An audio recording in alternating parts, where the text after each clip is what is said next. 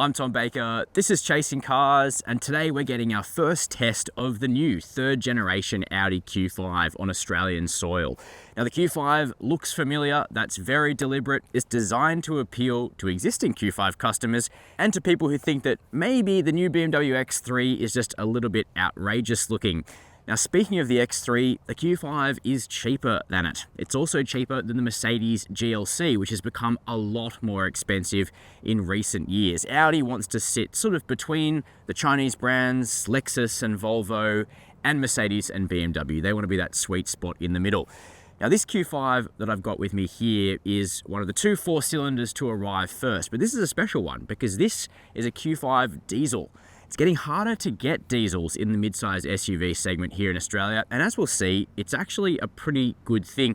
I've also driven the base petrol. I'll let you know my thoughts on that, and I've got a separate review of the new V6 Audi SQ5 available on the channel soon, if it's not already.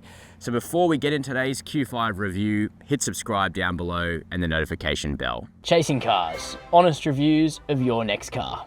Brought to you by The Q5 has now landed in Australia, and there are 3 powertrains at launch. A 150 kilowatt front wheel drive petrol, which is the cheapest, a 150 kilowatt all wheel drive diesel, which is what I'm sitting in here, and then the 270 kilowatt SQ5, which you can either get with all the trimmings or you can actually get in a slightly stripped back edition 1 spec for a lot less money, which could be an interesting offer. But here in the diesel, you are paying a premium to get the TDI powertrain and save some fuel, but you're also getting Quattro all-wheel drive as part of the deal. This car has a few options on it, but you really only need one, and that is the premium package. It's $5,400, but it's giving you a couple of really nice features. Firstly, a really good Bang & Olufsen stereo, sounds great. Also acoustic glazing for the front windows, which makes this cabin whisper quiet. The refinement is fantastic. You're also getting some things like extra ambient lighting and really high-powered USB ports that can charge a laptop, like 100-watt charging in the back, which is pretty cool. Unfortunately, you are still paying extra for things like metallic paint. This sunroof is $3,500, which feels expensive to me. And this beautiful wood inlay, that's $600. You know I'd be paying for it, but as standard, you're getting aluminium. Pearl beige leather in this car is a no-cost option. Black and dark brown are the other choices for the standard Q5. Now, what we're looking at here is a very different dashboard to the previous car. Huge curving piece of glass here, 14.5-inch touchscreen is your main driving point. No rotary dials or anything, that's all been consigned to the past long ago for Audi. But frankly, the system, which has an entirely new electrical architecture behind it, actually works pretty well. Big touch points. The menu structures are clear, this climate bar down here is permanent, and Audi Australia actually managed to get a max AC button put onto it specifically for our market, which is cool. And the driver's display is quite easily controlled with these touch controls here, which are haptic on the steering wheel, but actually work pretty intuitively. Down here, some storage, cooled wireless charging, and big door bins. But the elephant in the room, I'm not entirely sure that the material quality on the whole hits some of the standards that Audi has set in the past. To be honest, it's not bad. Nice leather, the steering wheel feels good, wood's nice, soft and squidgy where you'd normally expect it to be, but it's kind of the below the belt line. It's the piano black down here, the piano black on the window controls, just not quite Audi's high points of like knurled metal and things like that that we've seen in the past. The good news is the core build quality is actually really good. So everything's screwed together well. I've driven 4 Q5s over the last 2 days. No rattles, no squeaks, no quality issues. So the build is good. The materials maybe could take a bit of a step up when this car eventually gets a facelift. I do think it's a lot better than the new BMW X3 though, which took a big step down in quality. Just one bugbear for me, passenger display over here, which this car doesn't have optioned up. It means you just get this huge piano black piece. Now that should be wood or leather or something else. Looks a bit tacky. And frankly, passenger screens, are they useful? You can let me know down below in the comments. Let's have a look at the back seat. Dimensionally, the Q5 is only a little bit bigger than the previous car, and that means it's not the biggest vehicle in the segment. You can alter how much room you have back here because the second row slides 100 millimeters, but this is the seat in its rearmost position. For myself at 6 foot or 183 centimeters, I do have enough legroom behind my own driving position. Headroom is just about okay with this panoramic sunroof in place. Tow room's good. Massive transmission tunnel down here does mean this car would be very tight for 5 people, though 4 adults can travel in comfort. I would be wanting to check that your baby seats will actually fit in the Q5 though before you sign on the dotted line, because it's definitely not enormous back here. You do have air vents, those higher powered USB-C ports in the rear if you go for the premium package. And the good quality materials above the beltline do continue here into the back. We've got a separate armrest here, 2 cup holders, that all feels relatively good.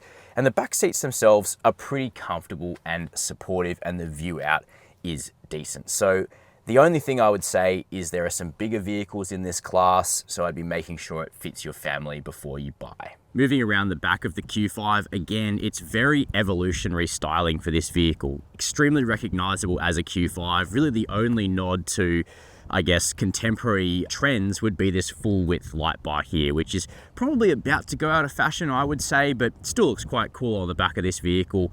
Tasteful Navarro blue, and the styling package on this vehicle means you are getting blacked out badge work and window trim and things like that. Not for me personally, I prefer the silver accents, but most people like a black pack, don't they? Now, power tailgate is standard across the range. It's prompt and it reveals 520 litres of boot space, which is fine for a mid-size SUV. The loading height is quite low and protected by this shiny bit of metal, so you're not scratching the car as easily. And you're getting these nets and nice little accessories included with the car. My backpack's underneath that, so it's not sliding around and making noise. But unfortunately, the mild hybrid battery takes up the space where a spare wheel and tyre would be, so you're only getting a tyre repair kit on this vehicle. That said, some nets off to the left there. Cargo blind is up here, and you can fit that below the boot floor. 40-20-40 folding seats, which can be dropped from right here in the boot, which is nice. Controls here to lower the power tailgate or lock the vehicle so you can just walk away. In terms of running costs, servicing prices haven't changed compared to the old Q5. I'll show them on screen now, and you can buy a 5-year plan to lock in today's pricing. Warranty is 5 years, unlimited kilometers on the vehicle and the mild hybrid components. Speaking of the mild hybrid, it has made the 4-cylinder diesel even more efficient. Now you'll see there, we've got a diesel filler and an AdBlue filler, so you do have to chuck AdBlue in this vehicle if you go for the TDI. The reason you'd go for the diesel is it really sips fuel. On my urban fuel economy test, I got 6.3 litres per 100 kilometres, which is bloody good for a 2-ton SUV with all the trimmings like this. On the highway, it will dip into the high 5s. Now on paper, the TDI diesel and the TFSI petrol have similar fuel economy claims. The petrol is a little bit more thirsty on paper, but in the real world, it is much easier to get good numbers out of the diesel. So if you want maximum range, as low fuel consumption as possible, this is the one to go for. All right, time for our first drive in the Q5 TDI.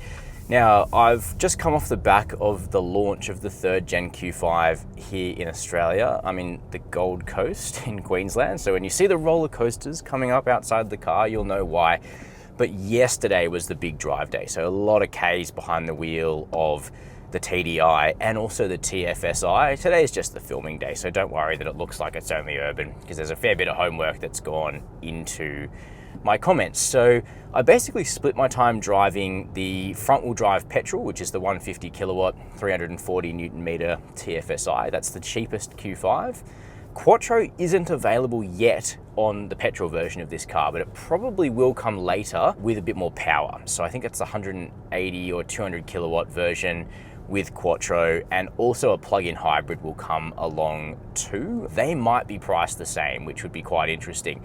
But for now, among the 4-cylinder Q5s, the TDI Quattro is kind of the premium option. 150 kilowatts of power, 400 Newton meters of torque, and it's the Quattro Ultra system, which can completely disconnect the system and just run front drive under light load, and that's one of the ways it's able to be quite efficient. The other way is the mild hybrid system, which contributes 18 kilowatts of power and 230 Newton meters of torque, which are available to the powertrain to contribute on top of the combustion outputs.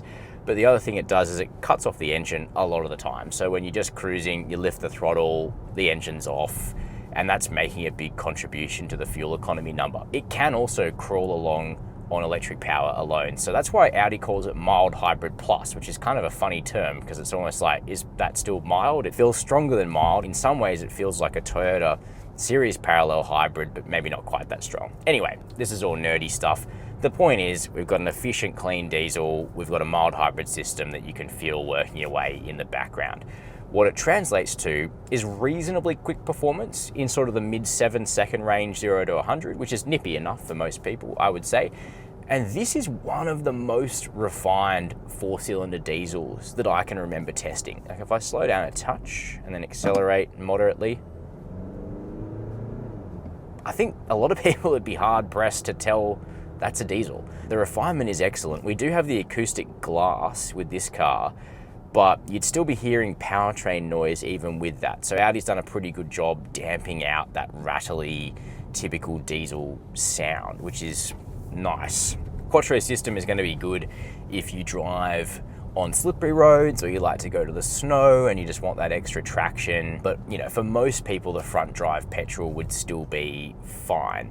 The ride, So Audi Australia has deleted the air suspension option for the regular Q5. You can still get it on the SQ5. Less than 10% of buyers of the old Q5 chose air suspension. That's a shame because the old Q5 was pretty firm and it sort of needed the adaptive air suspension to ride properly. Audi Global says the new Q5 is even firmer. And that's how it feels on the road. This car has a remarkably focused feeling suspension and you feel a lot of the road imperfections. Thankfully, 19-inch wheels are standard. This car's got optional 20s. You don't want to do that to yourself. Even on the 19s, it's firm. And without a high-end suspension to option up, this is what you're stuck with. Audi is considering bringing back that option.